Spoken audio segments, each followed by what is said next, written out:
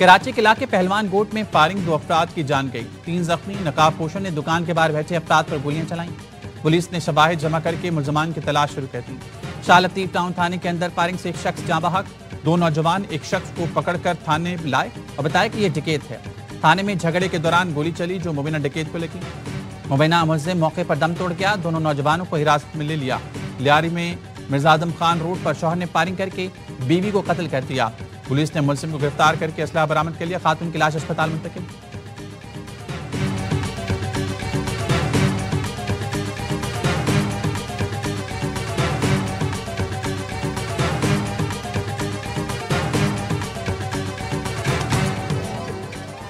اور کراچی کے مختلف علاقوں میں کہیں ہلکی کہیں تیز بارش۔ عارف فیصل، ملیر، قائد آباد، شاہ فیصل کالونی، لانڈی، کرنگی، گلستان جوہر، گلشن اقبال اور دیگر علاقوں میں کہیں ہلکی کہیں تیز بارش، ٹھنڈی ہوائیں چلیں گی۔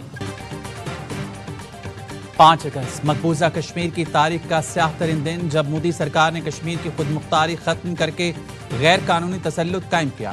بھارت کی عالمی قانون شکنی کو 6 سال مکمل۔ پاکستان سمیت دنیا بھر میں یہ دن یوم استحصال کشمیر کے طور پر منایا جا رہا ہے۔ غیر قانونی بھارتی تسلط کے خلاف آج وادی میں مکمل ہڑتال ہے۔ کشمیر کا بچہ بزرگ، خواتین، جوان بھارتی فوج کے خلاف سینہ سپر ہے۔ آج کے دن مودی سرکار نے مقبوضہ کشمیر کی خود مختاری ختم کی۔ کشمیری مسلمانوں کو اقلیت میں بدلنے کے لیے غیر کشمیریوں کو ڈومیسائل دیا گیا۔ RSS اور قابض بھارتی فوجیوں کو زمینیں لاٹ کی گئیں۔ صدر آصف علی زرداری نے اپنے پیغام میں کہا، بھارتی اقدام کشمیر کی متنازع حیثیت اور حق خود ارادیت کو کمزور کرنا تھا۔ کشمیری عوام کو ان کے ہی وطن میں بے اختیار بنانے کی کوشش کی جا رہی ہے۔ پاکستان کشمیری عوام کو ان کے جائز حقوق کے حصول تک سیاسی، سفارتی اور اخلاقی حمایت جاری رکھے گا۔ وزیراعظم شہباز شریف کا کشمیری عوام سے غیر متزلزل یکجہتی کا اعادہ۔ کہتے ہیں 5 اگست 2019 کے بھارتی غیر قانونی اقدامات کی شدید مذمت کرتے ہیں۔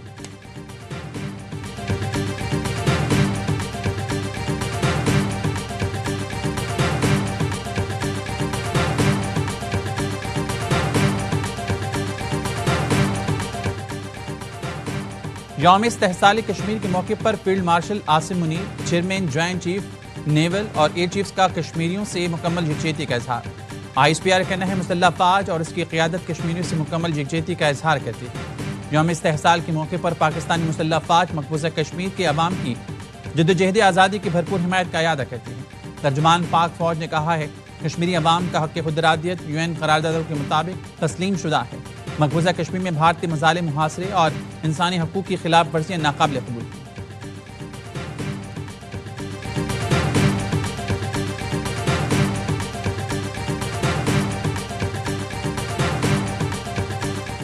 فیلڈ مارشل عاصم منیر کی قیادت میں پاکستان نئے دور میں داخل۔ فیلڈ مارشل کی ٹرمپ سے ملاقات، خطے میں سفارتی تبدیلی کا آغاز تھی۔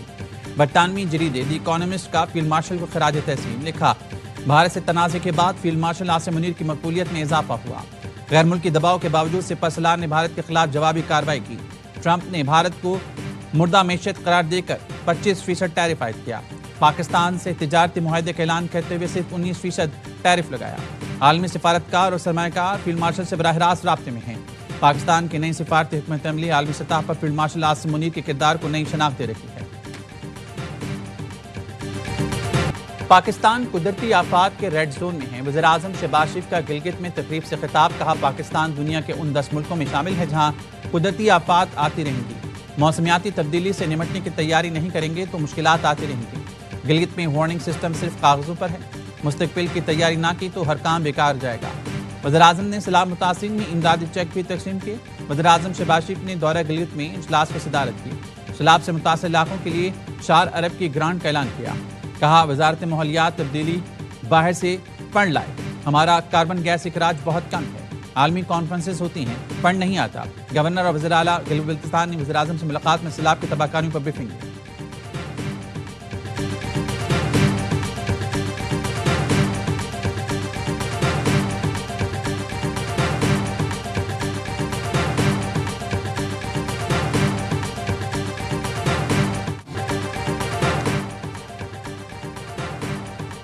امریکی صدر ڈونلڈ ٹرمپ کا بھارت پر مزید ٹیرف لگانے کا اعلان، کہا، بھارت روس سے تیل خرید کر بھاری منافع پر فروخت کر رہا ہے۔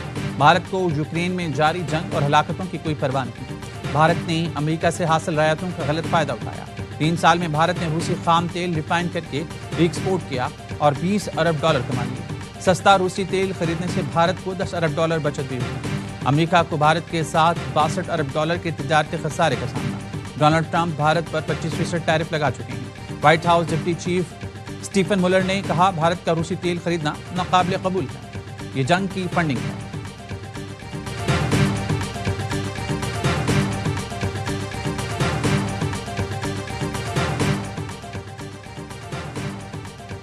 نائب وزیر اعظم اسحاق ڈار اور امریکی وزیر خارجہ مارکو روبیو میں ٹیلی فونک رابطہ، دو طرفہ امور، علاقائی اور عالمی صورتحال پر بات چیت۔ ترجمان دفتر خارجہ نے بتایا پاک امریکہ وزراء خارجہ نے رابطے میں رہنے اور تعاون جاری رکھنے پر اتفاق کیا۔ ہمارے 39 پارلیمنٹیرین ڈسکوالیفیکیشن اور کنویکشن کے رسک پر ہے۔ جب تک خان صاحب رہا نہیں ہوتے تحریک نے رکنا نہیں۔ انشاءاللہ تعالیٰ 5 تاریخ کے بعد آئندہ کا لائحہ عمل دیں گے۔ 5 اگست کے بعد آئندہ کا لائحہ عمل لایا جائے گا۔ 14 اگست کو ملک کی تحریک کا امکان ہے۔ ویسے گوہر کا بنیر میں خطاب، کہا 89 پارلیمنٹیرینز نااہلی اور سزا کا خطرہ ہے۔ بانی پی ٹی آئی کی رہائی تک تحریک جاری رکھیں گے۔ پی ٹی آئی کو اسلام آباد F9 پارک میں جلسے کی اجازت نہ ملی، درخواست مسترد کر دی گئی۔ ذرائع کا کہنا ہے دفعہ 144 کے نفاذ کے باعث احتجاج کی اجازت نہیں دی جائے گی۔ پی ٹی آئی کی جانب سے امکانی احتجاج کی وجہ سے مختلف شاہراہوں پر 2500 پولیس اہلکار تعینات کرنے کا فیصلہ، ریڈ زون اور ملکہ علاقوں کو سیل کیا جائے گا۔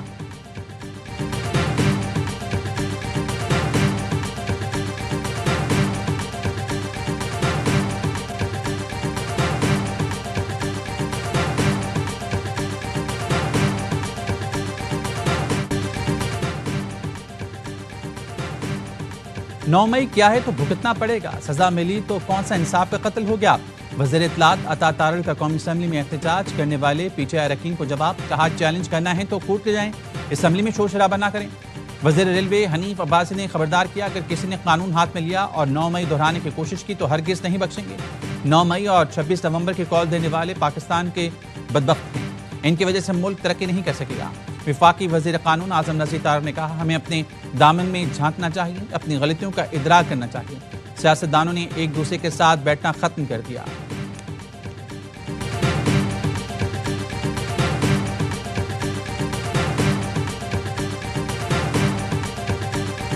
یہ آپ کے ذہن میں ہو کہ ہماری جو پولیس یا ہماری فوج جس دہشت گردی کا مقابلہ کر رہی ہے وہ کوئی عام اسٹریٹ فائٹر یا کنٹوٹے یا جیب کترے نہیں ہیں، یہ وہ لوگ ہیں جنہوں نے سپر پاور کو شکست دی ہوئی ہے۔ تو ان سے مقابلہ کرنے کے لیے آپ کو ایک سپر پاور قسم کی فوج، ایسی پولیس چاہیے۔ ہم نے مل کر یہ جنگ لڑنی ہے۔ ہمارا مقابلہ اسٹریٹ کرمنل یا جیب کتروں سے نہیں، ان دہشت گردوں سے ہیں جنہوں نے سپر پاور کو ہرایا۔ وزیر اعلیٰ خیبر پختونخوا علی امین گنڈاپور کا یوم شہدائے پولیس پر تقریب سے خطاب، کا ہم سب کو مل کر یہ جنگ لڑنی ہے، کسی ایک کی کوتاہی ہو تو سب پر تنقید نہ کی جائے۔ پولیس میں مزید بھرتیاں کر رہی ہیں، کوشش ہوگی جس علاقے میں ضرورت ہو وہاں مقامی لوگ بھرتی کریں۔ وزیر اعلیٰ نے شہداء کی فیملیز کو پلاٹ دینے کا اعلان بھی کیا۔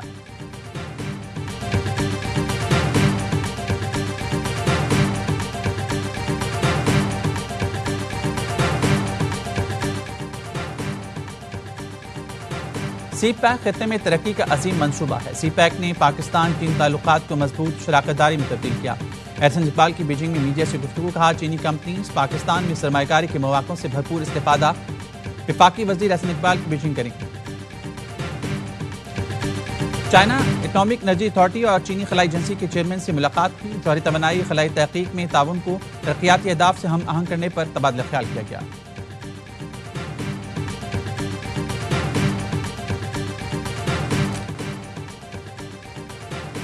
5 اگست یوم استحصال کشمیر کے موقع پر خصوصی دستاویزی فلم جاری۔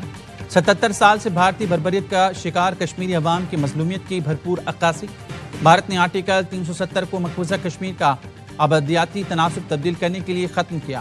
1 لاکھ سے زائد کشمیریوں کی شہادتیں، ہزاروں کشمیری بھارتی جیلوں میں قید۔ بھارتی اقدامات نام نہاد جمہوریت کے چہرے پر بدنما داغ ہے۔ آزادی کی راہ میں کشمیریوں کے فلک شگاف نعرے ظلم کی تاریخ رات کا خاتمہ کریں گے۔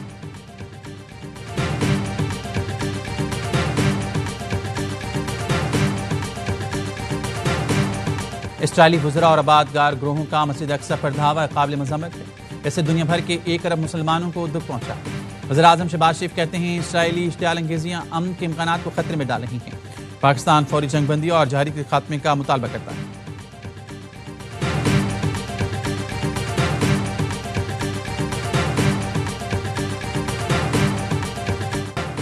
غزہ پر اسرائیلی فوج کے حملوں میں تیزی آ گئی۔ پناہ گزین کیمپس اور امدادی مراکز پر بمباری میں مزید 74 فلسطینی شہید، سینکڑوں زخمی۔ امدادی مراکز پر خوراک کے متلاشی 36 فلسطینی بھی شہداء میں شامل۔ اسرائیلی فوج کی امریکی امدادی مرکز پر اندھادھند فائرنگ، 15 سال کے بچے کی ایک آنکھ ضائع ہو گئی۔ غزہ میں غذائی قلت سے مزید 6 افراد دم توڑ گئے۔ غزہ میں اسرائیلی یرغمالی بھی فاقوں کا شکار۔ قدس بریگیڈ نے ایک اور اسرائیلی یرغمالی کی ویڈیو جاری کر دی۔ قیدی کی نتن یاہو سے جنگ بندی کی اپیل۔